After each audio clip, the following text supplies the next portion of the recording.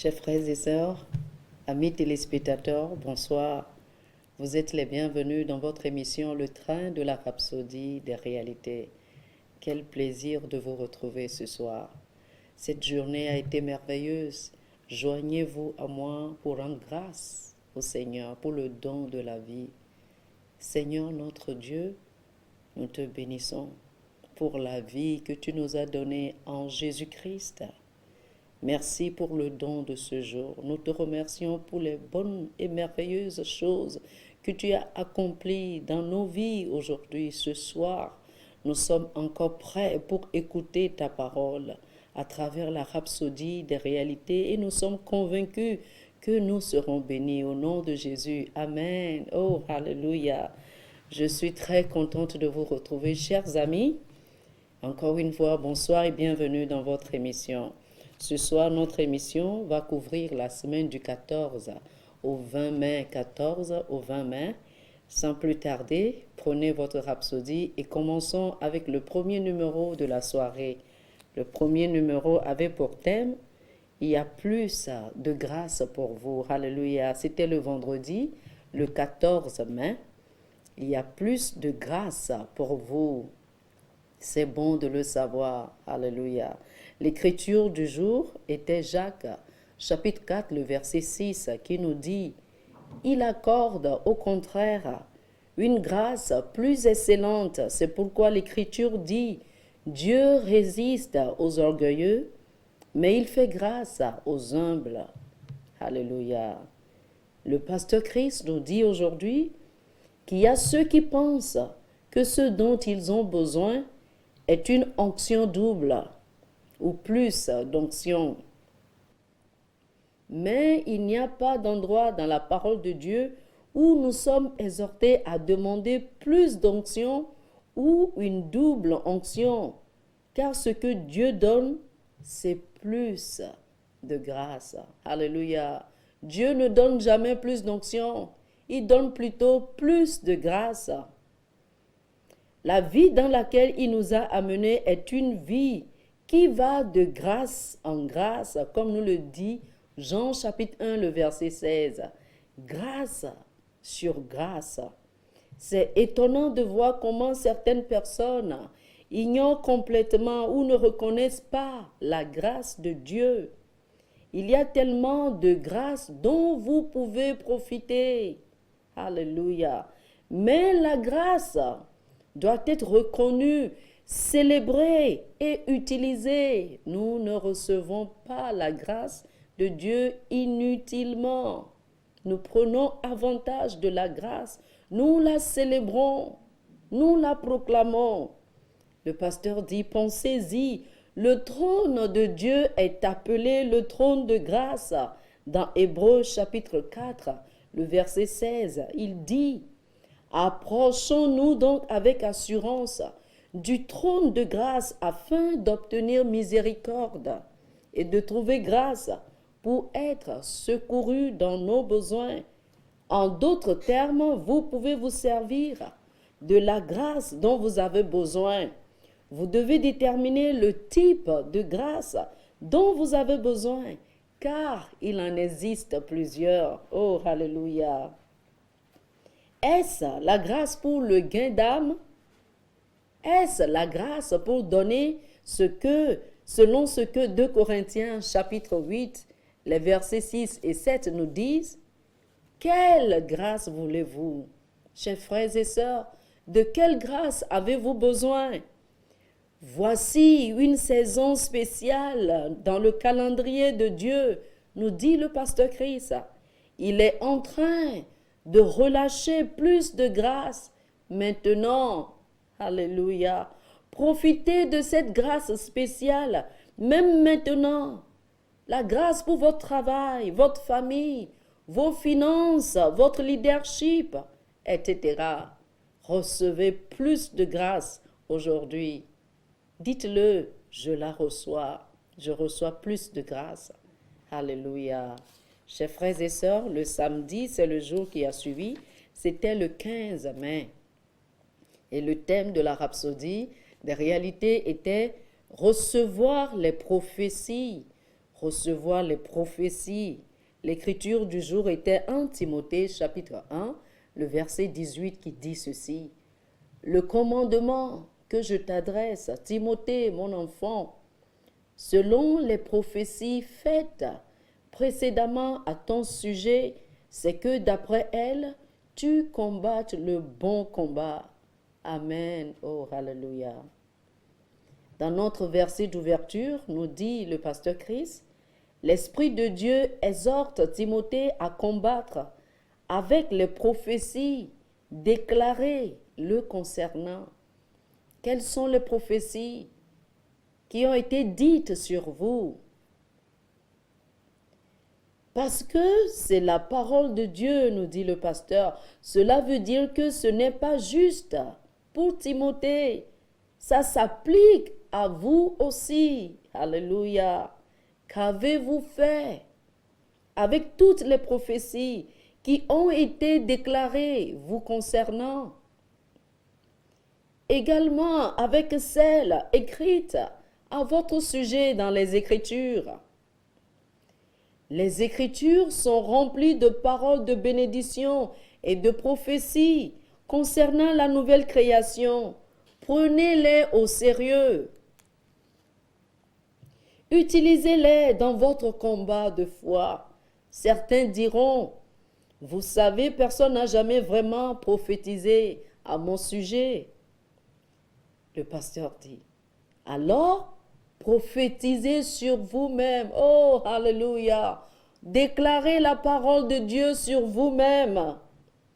Dieu a dit, chacun d'entre nous dans l'Église doit aspirer à avoir le don de prophétie.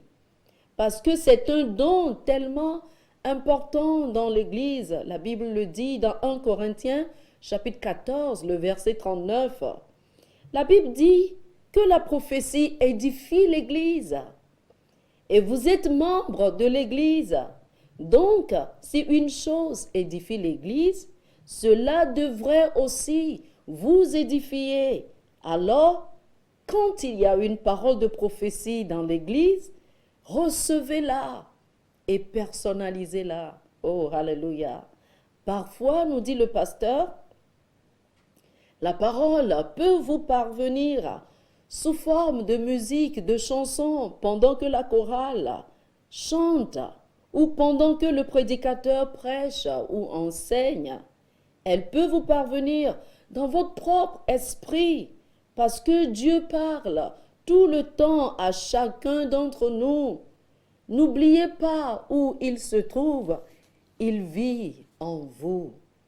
Le pasteur dit, si vous priez et vous l'écoutez dans votre esprit, la parole prophétique viendra à votre esprit. Oh, vous devez avoir votre rhapsodie des réalités pour lire tout ce numéro, recevoir les prophéties. Le pasteur vous dira comment proclamer la parole de bénédiction, la parole prophétique et comment la recevoir. Oh, alléluia. Le jour qui a suivi, le dimanche, le 16 mai, le thème de la rhapsodie était « Il nous a invités à prier ». Dieu nous a invités à prier tout le temps. Alléluia. L'écriture du jour était Luc chapitre 18, le verset 1, qui dit « Jésus leur adressa une parabole pour montrer qu'il faut toujours prier et ne point se relâcher. » Alléluia. Le pasteur nous dit, Dieu nous a demandé de prier car il prévoit de répondre. La prière est son idée. Il nous a invités à prier. Cela devrait vous inciter à prier car la partie merveilleuse à propos de la prière, ce sont les réponses que vous obtenez. Oh, alléluia. Certaines personnes se sont tellement habituées à prier sans réponse qu'elles manquent maintenant de confiance pour prier. La raison en est qu'elles ne comprennent pas cette vérité. De plus, elles prient mal. Elles ne prient pas de la bonne manière. J'obtiens toujours, nous dit le pasteur, j'obtiens toujours des résultats lorsque je prie Et moi aussi. Et le pasteur dit, et vous devriez aussi toujours obtenir des résultats lorsque vous priez. La question est alors, comment priez-vous? Dans le Nouveau Testament, nous dit-il, nous prions au nom de Jésus. Nous pouvons tout demander au Père au nom de Jésus et il nous le donnera. C'est ce que Jésus voulait dire quand il a déclaré dans Jean chapitre 16, les versets 23 et 24. Il avait dit, en ce jour-là, vous ne m'interrogerez plus sur rien. En vérité, je vous le dis, tout ce que vous demanderez au Père en mon nom, il vous le donnera. Oh, alléluia. Et il dit, jusqu'à présent, je suis sûr que le Seigneur est en train de parler à quelqu'un. Il dit, jusqu'à présent, vous n'avez rien demandé en mon nom. Demandez et vous recevrez afin que votre joie soit parfaite. Demandez et vous recevrez même maintenant. Que désirez-vous? Il nous a invités à prier. Nous ne prions pas en l'air, mais nous prions pour recevoir des réponses. Alléluia. Il dit, ainsi la prière dans le Nouveau Testament vise à effectuer des changements. Vous pouvez effectuer des changements précis dans le domaine de l'esprit par la prière, et ceci à votre avantage. Vous pouvez tout faire dans la prière. Vous pouvez tout obtenir dans la prière. Merci Seigneur. Le lundi, chers amis, le lundi le 17 mai, le thème de la rhapsodie des réalités était comprendre la spiritualité de la vie. Comprendre la spiritualité de la vie. Alléluia. L'écriture du jour était Romains, le chapitre 8, les versets 5 et 6. Ces écritures nous disent, ceux en effet qui vivent selon la chair s'affectionnent aux choses de la chair, tandis que ceux qui vivent selon l'esprit s'affectionnent aux choses de l'esprit. Et l'affection de la chair, c'est la mort, tandis que l'affection de l'esprit, c'est la vie et la paix. Oh, alléluia. Le pasteur Christ nous dit aujourd'hui ceci. Le Seigneur Jésus avait une spiritualité sans équivoque. Il était très spirituel. Par exemple, dans Matthieu, le chapitre 16, le verset 17, même en répondant à la réponse de Pierre à une question qu'il avait posée, il a traité de la nature spirituelle de ce que Pierre avait dit. Jésus avait demandé à ses disciples, « Qui dit-on que je suis ?»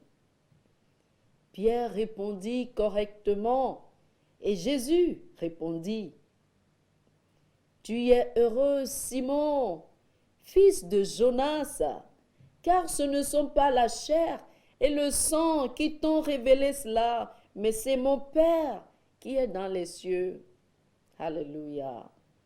Pierre ne savait pas que c'était Dieu qui lui avait donné la révélation. Il a juste dit ce qui était dans son cœur. Mais Jésus a immédiatement abordé la spiritualité de sa réponse. Il fit savoir à Pierre que sa réponse ne lui était pas venue de sa chair ou de ses sens. Considérez également comment il a enseigné à ses disciples à prier dans Matthieu, le chapitre 6, le verset 9. Quand il leur a donné un modèle de prière, il avait dit, « Notre Père qui es aux cieux ». Il a parlé du Père dans les cieux. La spiritualité de sa communication est tellement inspirante, nous dit le pasteur. Même lors de son arrestation, il a dit aux soldats et aux sacrificateurs qui sont venus pour l'arrêter, il leur a dit dans Luc, le chapitre 22, le verset 53, « C'est ici votre heure et la puissance des ténèbres. Il leur a fait savoir quelle était la puissance derrière leurs actions, la puissance des ténèbres. Le pasteur dit, Jésus traitait de la spiritualité de chaque sujet. C'est ainsi qu'il veut que nous vivions. Il y en a qui pensent qu'être spirituel est excessif. Mais vivre ou faire les choses autrement, c'est la mort. Lorsque vous êtes motivé à faire quelque chose, examinez toujours si votre motivation vient de Dieu, de la chair ou même de Satan. Vous pouvez le dire par l'esprit et par la parole. Comprendre la spiritualité de la vie, c'est là où se trouve vraiment la victoire dans votre vie. C'est là que réside réellement le but de la vie. Oh, alléluia, comprendre la spiritualité de la vie. Le mardi, le 18 mai, le thème de la rhapsodie des réalités était « Sa volonté est en vigueur ». Sa volonté est en vigueur. L'écriture du jour était 1 Corinthiens, le chapitre 11, le verset 26 qui dit ceci. « Car toutes les fois que vous mangez ce pain et que vous buvez cette coupe, vous annoncez la mort du Seigneur jusqu'à ce qu'il vienne. Amen. » Le mot annoncer n'est pas exactement le même que montrer. Montrer, c'est afficher. Bien sûr, cela signifie aussi d'une certaine manière déclarer, faire connaître. Mais plus typiquement, annoncer qui est traduit du mot grec katagelo veut dire annoncer, proclamer. Lorsque vous prenez la Sainte Communion, oh, alléluia, vous annoncez ou proclamez la mort du Seigneur. Et nous insistons sur le fait que le testateur est décédé, il est mort. Et par conséquent, son testament, c'est-à-dire sa volonté, est en vigueur. Ce testament vous a laissé des possessions. Tout ce qu'il possédait, il vous l'a donné. Cela est déclaré dans son testament. Un testament, nous dit le pasteur, est la dernière volonté d'un homme qui est décédé. Tout ce dont vous avez besoin pour profiter du testament est une preuve du décès. Une fois qu'il est mort, le testament devient effectif. Oh, alléluia. Lorsque nous prenons la Sainte Seine, nous réaffirmons la mort du Seigneur, déclarant que son testament est maintenant en vigueur. Oh, alléluia. Il n'y a pas de débat. Satan ne peut pas s'opposer à cela. Alléluia. Chaque fois que vous avez l'occasion de participer à la Sainte Communion, c'est une annonce de gloire, une annonce de votre vie triomphante en Christ Jésus. Vous déclarez que toutes les bénédictions du Nouveau Testament sont une réalité actuelle dans votre vie. Vous êtes dans une position de domination et vous marchez dans la gloire. Rien n'a le pouvoir sur vous. Oh, alléluia. Aucune maladie, aucun mal ou infirmité ne peut prospérer dans votre corps. Son sang a été versé pour vous afin que vous puissiez vivre. Et maintenant, vous vivez parce qu'il vit. Alléluia. Telle est la signification éternelle de la Sainte Seine. C'est une annonce que son testament est en vigueur. Oh, alléluia. Chers amis, appelez-nous pour avoir votre copie de la Rhapsodie des réalités. Vous devez lire et relire ces numéros. Le mercredi, c'est le jour qui a suivi. Le mercredi, le 19 mai, le thème de la Rhapsodie des réalités était « Combattre dans l'intercession ». Combattre dans l'intercession. L'écriture du jour était Colossiens chapitre 4, le verset 12 qui dit ceci. Épaphras, qui est des vôtres, vous salue, serviteur de Jésus-Christ. Il ne cesse de combattre pour vous dans ses prières. Alléluia. Afin que parfait et pleinement persuadé, vous persistiez dans une entière soumission à la volonté de Dieu. Amen. Certains chrétiens, nous dit le pasteur, sont engagés à intercéder pour les autres. Ils savent simplement que c'est leur travail de le faire. Nous devrions tous être ainsi, car Dieu a besoin de telles personnes. Il est possible que la raison pour laquelle vous êtes en mesure d'étudier la parole de Dieu aujourd'hui soit le dévouement de ces personnes. Cela pourrait être la raison pour laquelle vous grandissez dans les choses de Dieu et que vous vous tenez dans la foi aujourd'hui parce que quelqu'un a prié pour vous. Quelqu'un, quelque part, a prié pour vous.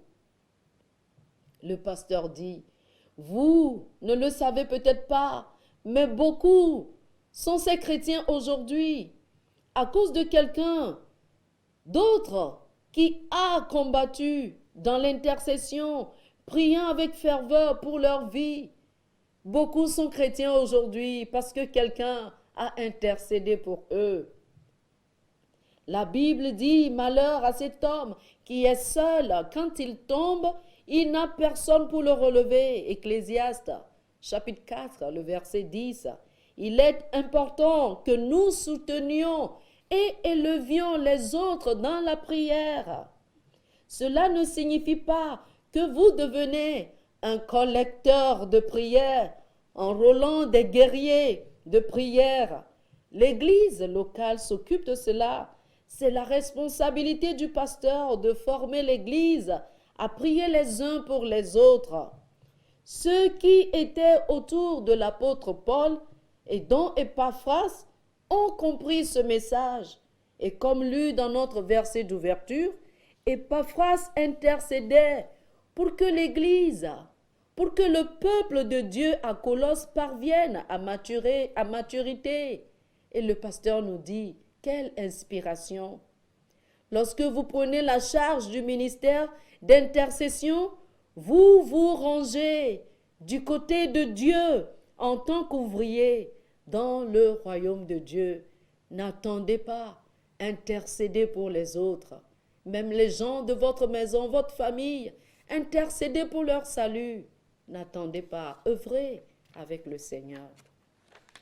Et aujourd'hui, le jeudi le 20 mai, le thème de la rhapsodie des réalités est une vie avec un objectif.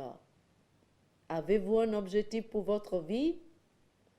L'écriture du jour est Luc chapitre 12, le verset 15 qui nous dit « Puis il leur dit, gardez-vous avec soin de toute avarice, car la vie d'un homme ne dépend pas de ses biens, fut-il dans l'abondance. » Le pasteur dit, il y a une histoire populaire qui est racontée depuis des années et il vaut la peine de la répéter en raison de sa pertinence aujourd'hui.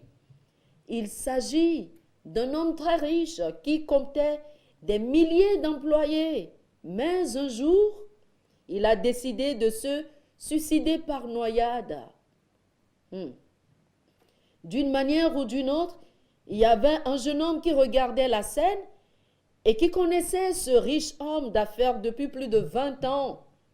Il s'est précipité sur les lieux juste à temps. Au péril de sa propre vie, il a traîné le vieil homme sur le rivage. Alors qu'ils étaient tous les deux sur le sol, épuisés, essayant de reprendre le souffle, le vieil homme a dit, « Pourquoi m'as-tu sauvé? Tu contribues à la frustration de ma vie. » Le jeune homme, complètement sous le choc, dit, « Mais monsieur, pourquoi voudriez-vous mourir? Votre famille est la meilleure de la ville. Vous êtes bien connu dans la communauté et tout le monde vous aime. Le vieil homme a rétorqué, c'est ça le problème. J'ai vécu pour tout le monde. J'ai donné des emplois à des milliers de personnes. J'ai gagné de l'argent pour beaucoup de personnes. J'ai rendu les gens heureux. Mais je n'ai jamais été heureux. Écoutez ça, chers amis. Il a dit, je n'ai jamais été heureux moi-même. Quelle vie! Ça ne vaut pas la peine. Tu aurais dû me laisser me noyer. Puis, il attira le jeune homme contre lui et dit, jeune homme, essaie de ne pas être comme moi. Je suis un échec. Oh mon Dieu, quelle tristesse! Le pasteur nous dit, mais c'est la situation de plusieurs. Ne vous laissez pas emporter par les symboles du succès, du monde. Prenez, par exemple, quelqu'un qui toute sa vie a été élevé avec un bon caractère, mais à cause d'une ambition démesurée, de gloire et de richesse, il met de côté une bonne réputation et un bon caractère pour devenir un criminel. Il pense que c'est le moyen le moins coûteux. Quelle tristesse! Parce qu'il pense que s'il n'est pas à la hauteur de sa société, de son temps, c'est là qu'il est un échec. Oh non! Mais l'homme n'est pas ce qu'il possède. Vous n'êtes pas ce que vous possédez. Rappelez-vous des paroles de Jésus. Il a dit, la vie d'un homme ne consiste pas dans l'abondance des choses qu'il possède. La chose la plus importante dans la vie est de découvrir votre but et de le réaliser. Quelle est la raison pour laquelle vous vivez? Pourquoi êtes-vous sur la terre? Le pasteur dit, cela commence par vivre votre vie pour Jésus-Christ, avoir un impact avec l'Évangile. C'est ça, vivre une vie utile. Oh, alléluia, quelle leçon de vie! Une vie avec un objectif. Chers frères et sœurs, pour plus d'études sur ce sujet, je vous invite à lire Psaume chapitre 60, le verset 10, Luc chapitre 16, le verset 15, 1 Timothée chapitre 6, les versets 6 et 7, 2 Corinthiens chapitre 5, le verset 15. Appelez-nous pour avoir votre copie de la Rhapsodie des réalités. Chers frères et sœurs, Jésus-Christ revient bientôt. Vous devez avoir une raison pour laquelle vous vivez. Si vous n'avez pas Jésus-Christ, vous n'avez aucune raison. Chers frères et sœurs, c'est le moment de recevoir le Seigneur. Il est à la porte. Votre vie n'aura jamais de sens sans Jésus-Christ. Invitez-le ce soir. Ce soir, c'est l'heure du salut. N'hésitez pas. Prenez cette décision. Faites cette prière avec moi. Oh Dieu, je crois en Jésus. Je crois qu'il est le Fils de Dieu, qu'il est mort et ressuscité pour moi. Et ce soir, je prends la décision de le suivre. Je lui confie ma vie. Je lui appartiens. À partir de ce soir, je proclame que je suis un enfant de Dieu et que j'ai la vie éternelle. Merci, ô Dieu, d'avoir donné un sens à ma vie à partir de ce soir. Alléluia. Merci, Seigneur. Mes amis, vous avez reçu un sens à votre vie si vous avez fait cette simple prière. Et j'ai un cadeau pour vous de la part du pasteur Chris. Si vous avez fait cette prière, un livre qui va vous montrer la nouvelle vie que vous avez maintenant, la vie éternelle. Le livre est intitulé « Maintenant que vous êtes nés de nouveau ». Appelez-nous sur les numéros qui s'affichent sur votre écran pour avoir une copie de ce livre et une copie de la Rhapsodie des réalités. Chers frères et sœurs, que le Seigneur vous garde et qu'il vous bénisse. Très bonne soirée. Merci Seigneur.